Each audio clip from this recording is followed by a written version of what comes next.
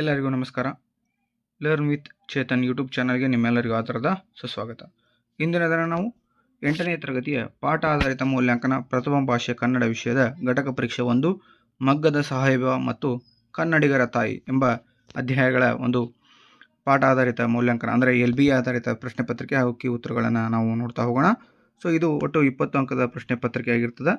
ಬನ್ನಿ ವಿಡಿಯೋನ ಸ್ಟಾರ್ಟ್ ಮಾಡೋಣ. ಅದಕ್ಕಿಂತ ಮುಂಚೆ ಇನ್ನು ಯಾರು ನಮ್ಮ ಚಾನಲನ್ನು ಸಬ್ಸ್ಕ್ರೈಬ್ ಮಾಡ್ಕೊಂಡಿಲ್ವೋ ದಯವಿಟ್ಟು ಸಬ್ಸ್ಕ್ರೈಬ್ ಮಾಡ್ಕೊಳ್ಳಿ ಅಂತ ಹೇಳ್ತಾ, ಮೊದಲೇ ಮೇಲೆ ನೋಡಿ, ಕೆಳಗಿನ ಪ್ರಶ್ನೆಗಳಿಗೆ ಅಥವಾ ಅಪೂರ್ಣ ಹೇಳಿಕೆಗಳಿಗೆ 4 ಆಯ್ಕೆಗಳನ್ನು ನೀಡಲಾಗಿದೆ. ಅವುಗಳಲ್ಲಿ ಸೂಕ್ತವಾದ ಉತ್ತರವನ್ನು ಆರಿಸಿ ಕ್ರಮಾಕ್ಷರದೊಂದಿಗೆ ಬರೆಯಿರಿ ಅಂತ ಕೇಳಿರ್ತಾನೆ. ಮೊದಲನೇ ಪ್ರಶ್ನೆ, ಕನ್ನಡ ವರ್ಣಮಾಲೆಯ ಅನುನಾಸಿಕ ಅಕ್ಷರಗಳು ಯಾವುವು ಅಂತ ಕೇಳಿದಾನೆ. ಆಪ್ಷನ್ ಡಿ ನ ನ ನ ನ ಮ ಇವು ಅನುನಾಸಿಕ ಅಕ್ಷರಗಳಾಗ್ತವೆ. ಆಪ್ಷನ್ ಡಿ ಸರಿಯಾದ ಉತ್ತರ ಆಗ್ತದೆ. ಇನ್ನು ಎರಡನೇ ಮೇನ್ ನೋಡಿ, ಮೊದಲೆರಡು ಪದಗಳಿಗಿರುವ ಸಂಬಂಧದಂತೆ ಮೂರನೇ ಪದಕ್ಕೆ ಸರಿ ಹೊಂದುವ ಸಂಬಂಧಿ ಪದವನ್ನು ಬರೆಯಿರಿ ಅಂತ ಕೇಳ್ತಾನೆ. ಒಂದನೇ ಪದ ಕ್ವಶನ್ ನೋಡಿ, ಜನ್ಮ ಇದನ್ನು ನಾವು ಜನುಮ ಅಂತ ಕರಿತೀವಿ, ಮುಖವನ್ನು ನಾವು ಮೊಗ ಅಂತ ಕರಿತೀವಿ. ಆನ್ಸರ್ ಮೊಗ ಆಗ್ತದೆ. ಇನ್ನು ಮೂರನೇ ಮೇನು, ಕೆಳಗಿನ ಪ್ರತಿಯೊಂದು ಪ್ರಶ್ನೆಗಳಿಗೆ ಒಂದೊಂದು ವಾಕ್ಯದಲ್ಲಿ ಉತ್ತರವನ್ನು ಬರೆಯಿರಿ ಅಂತ ಕೇಳ್ತಾನೆ. ಮೊದಲನೇ ಪ್ರಶ್ನೆ, ತಂದೆಯ ಆಸೆಯನ್ನು ಮೊದಲೆರಡು ಮಕ್ಕಳು ಹೇಗೆ ನೆರವೇರಿಸಿದರು ಅಂತ ಇದೆ. ಒಬ್ಬ ಸರ್ಕಾರಿ ಕಚೇರಿಯಲ್ಲಿ ಗುಮಾಸ್ತನಾದ, ಇನ್ನೊಬ್ಬ ಪೋಸ್ಟ್ ಮಾಸ್ತರನಾದ. ಹೀಗೆ ಮೊದಲೆರಡು ಮಕ್ಕಳು ತಂದೆಯ ಆಸೆಯನ್ನು ನೆರವೇರಿಸಿದರು. ಇನ್ನು ನಾಲ್ಕನೇ ಪ್ರಶ್ನೆ, ಗೋವಿಂದ ಪೈ ಅವರಿಗೆ ಮದ್ರಾಸ್ ಸರ್ಕಾರವು ಯಾವ ಬಿರುದು ನೀಡಿ ಗೌರವಿಸಿತು. ಗೋವಿಂದ ಪೈ ಅವರಿಗೆ ಮದ್ರಾಸ್ ಸರ್ಕಾರವು ರಾಷ್ಟ್ರಕವಿ ಬಿರುದು ನೀಡಿ ಗೌರವಿಸಿತು. ಇನ್ನು ನಾಲ್ಕನೇ ಮೇನು, ಕೆಳಗಿನ ಪ್ರಶ್ನೆಗಳಿಗೆ 3-4 ವಾಕ್ಯಗಳಲ್ಲಿ ಉತ್ತರ ಬರೆಯಿರಿ ಅಂತ ಕೇಳ್ತಾನೆ. ಐದನೇ ಪ್ರಶ್ನೆ ನೋಡಿ, ಹುಸೇನ ಸಾಹೇಬರ ವ್ಯಕ್ತಿತ್ವವನ್ನು ವಿವರಿಸಿ ಅಂತ ಇದೆ. ಮಗ್ಗದ ಸಾಹೇಬರು ಜನಪ್ರಿಯ ಮತ್ತು ಧನವಂತ ವ್ಯಕ್ತಿಯಾಗಿದ್ದರು.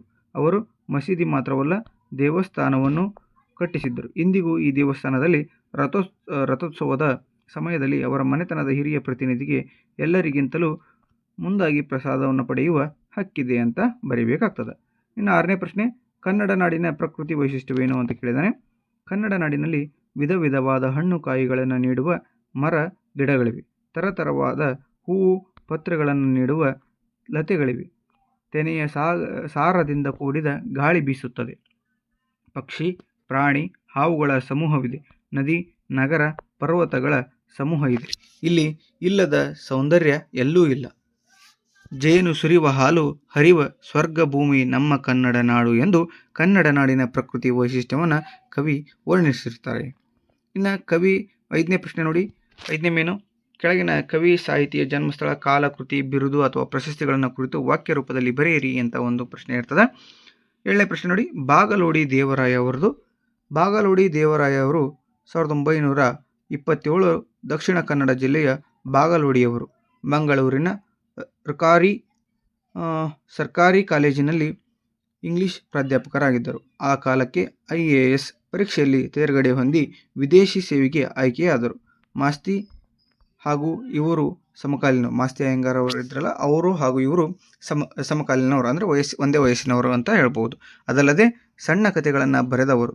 ಅವರು ರಾಯಭಾರಿಯಾಗಿ Italy, Nepal, Nigeria, Philippines, New Zealand, Bulgaria ಮೊದಲಾದ ದೇಶಗಳಲ್ಲಿ ಕರ್ತವ್ಯವನ್ನು ನಿರ್ವಹಿಸಿದರು.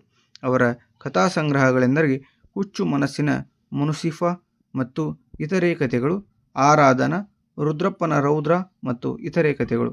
ಬಾಗಲೋಡಿ ದೇವರಾಯ ಅವರು ಒಟ್ಟು 26 ಕಥೆಗಳನ್ನು ಬರೆದಿದ್ದಾರೆ. ಇವರು 1985ರಲ್ಲಿ ನಿಧನರಾಗ್ತಾರೆ. ಆರನೇ ಮೇನ್ ನೋಡಿ, ಕೆಳಗಿನ ಗಾದೆಗಳನ್ನು ವಿಸ್ತರಿಸಿ ಬರೆಯಿರಿ ಅಂತ ಇದೆ. 3 ಅಂಕದ ಪ್ರಶ್ನೆ. 8ನೇ ಪ್ರಶ್ನೆ ನೋಡಿ, ಗಿಡವಾಗಿ ಬಗ್ಗದ್ದು ಮರವಾಗಿ ಬಗ್ಗೀತೆ. ಗಾದೆಗಳು ಜನಪದರ ಜೀವನದ ಅನುಭವದ ನುಡಿಗಳು ಅಥವಾ ನುಡಿಮುತ್ತುಗಳು. ಇವುಗಳಿಂದ ಜೀವನದ ಮೌಲ್ಯ ಹೆಚ್ಚುತ್ತದೆ. ಆದ್ದರಿಂದಲೇ ವೇದ ಸುಳ್ಳಾದರೂ ಗಾದೆ ಸುಳ್ಳಾಗದು, ಗಾದೆಗಳನ್ನು ವೇದಗಳಿಗೆ ಸಮಾನ ಎಂದು ಹೇಳುವರು. ಅಂತಹ ಹಲವು ಪ್ರಸಿದ್ಧ ಗಾದೆಗಳಲ್ಲಿ ಗಿಡವಾಗಿ ಬಗ್ಗದ್ದು ಮರವಾಗಿ ಬಗ್ಗೀತೆ ಎಂಬ ಗಾದೆಯು ಒಂದಾಗಿದೆ. ಬೆಳೆಯುವ ಸಸಿಯನ್ನು ನೋಡಿದಾಗಲೇ ಅದು ಮುಂದೆ ಎಂತಹ ಬೆಳೆಯನ್ನು ಕೊಡುತ್ತದೆ ಎಂಬುದು ತಿಳಿಯುತ್ತದೆ. ಹಾಗೆಯೇ ಬಾಲ್ಯದಲ್ಲಿ ಮಕ್ಕಳ ನಡೆನುಡಿಗಳನ್ನು ಗಮನಿಸಿದರೆ ಮುಂದೆ ಅವರು ಏನಾಗುತ್ತಾರೆ ಎಂಬುದನ್ನು ಅರಿಯಬಹುದು. ಕ್ರಿಕೆಟ್ ಆಟಗಾರ ಸಚಿನ್ ಜೀವನವೇ ಇದಕ್ಕೊಂದು ಉತ್ತಮ ಉದಾಹರಣೆ. ಮೊಳಕೆ ಚೆನ್ನಾಗಿದ್ದರೆ ಬೆಳೆ ಚೆನ್ನಾಗಿರುತ್ತದೆ. ಅದೇ ರೀತಿ ಮಕ್ಕಳು ಬಾಲ್ಯದಲ್ಲಿ ಉತ್ತಮ ಗುಣಗಳನ್ನು ಬೆಳೆಸಿಕೊಂಡರೆ ಮುಂದೆ ಅವರು ಉತ್ತಮ ವ್ಯಕ್ತಿಗಳಾಗುತ್ತಾರೆ ಎಂಬುದೇ ಈ ಗಾದೆಯ ಅರ್ಥವಾಗಿದೆ. 3 ಅಕ್ಷರದ ಬುದ್ಧಿ 3 ವರ್ಷದ ಬುದ್ಧಿ 3 ವರ್ಷದ ಬುದ್ಧಿ 100 ವರ್ಷದ ತನಕ ಎಂಬ ಈ ಗಾದೆಗಳು ಸಹ ಅದೇ ಅರ್ಥವನ್ನು ಸೂಚಿಸುತ್ತವೆ. ಇನ್ನು ಅಥವಾ ಪ್ರಶ್ನೆ ಕೊಟ್ಟಿದ್ದಾನೆ ನೋಡಿ, 2 ಗಾದೆಗಳನ್ನು ಕೊಟ್ಟಿದ್ದಾನೆ, ಎರಡರಲ್ಲಿ ಯಾವುದಾದ್ರೂ ಒಂದನ್ನು ನೀವು ಬರಿಬೇಕಾಗ್ತದೆ. ಕೈ ಕೆಸರಾದರೆ ಬಾಯಿ ಮೊಸರು. ಇದು ಸೇಮ್ ಎಲ್ಲ ಗಾದೆಗಳಿಗೂ ಮೇಲಿಂದು ಸೇಮ್ ಬರೀರಿ, ಅದರ ವಿವರಣೆಯನ್ನು ಮಾತ್ರ ನೋಡ್ತಾ ಹೋಗೋಣ. ಈ ಗಾದೆಯು ಕಷ್ಟಪಡದೆ ಸುಖ ಸಿಗುವುದಿಲ್ಲ ಎಂಬುದನ್ನು ಧ್ವನಿಪೂರ್ಣವಾಗಿ ಹೇಳುತ್ತದೆ. ಕೈ ಕೆಸರಾಗುವುದು ದುಡಿಮೆಯನ್ನು ಸಂಕೇತಿಸಿದರೆ, ಮೊಸರು ಎಂಬುದು ಅದರ ಪ್ರತಿಫಲವನ್ನು ಬಿಂಬಿಸುತ್ತದೆ.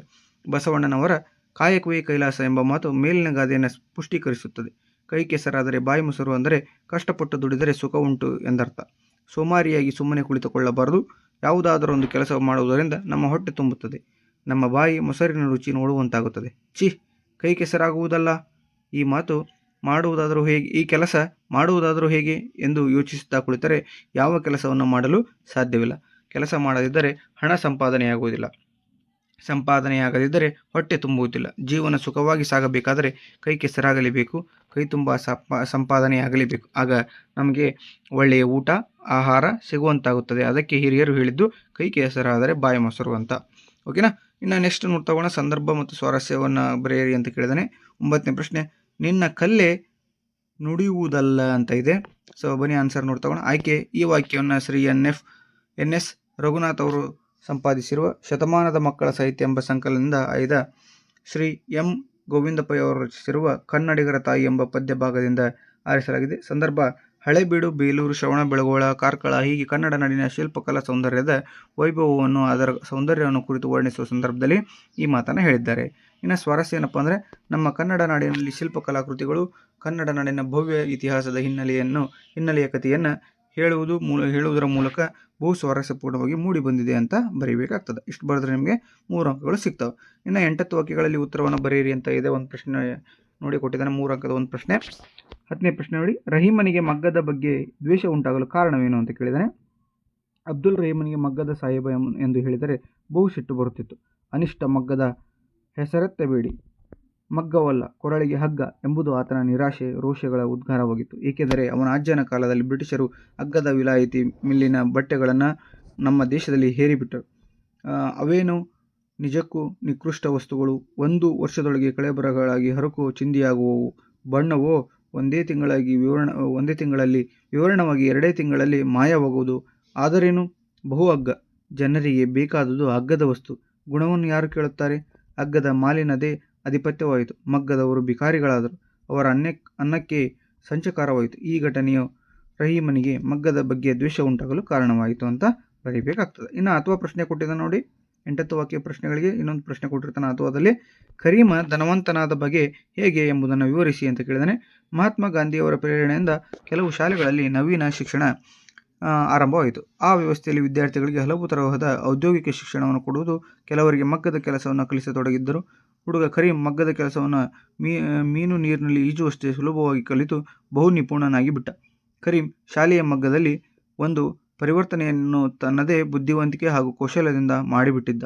ಅದರ ಫಲಸ್ವರೂಪವಾಗಿ ಸರ್ಕಾರದಿಂದ ಅವನಿಗೆ ಒಂದು ಬೆಳ್ಳಿಯ ಪದಕವೂ ಒಂದು 100 ರೂಪಾಯಿ ಬಹುಮಾನವೂ ಬಂದವು. ಸಣ್ಣ ಪ್ರಾಯದಲ್ಲೇ ಮಗ್ಗದ ಸಹಕಾರಿ ಸಂಘವೊಂದನ್ನು ಸ್ಥಾಪಿಸಿ ಅವನೀಗ ಅದರ ಅಧ್ಯಕ್ಷನಾಗಿದ್ದ. ಸಾಕಷ್ಟು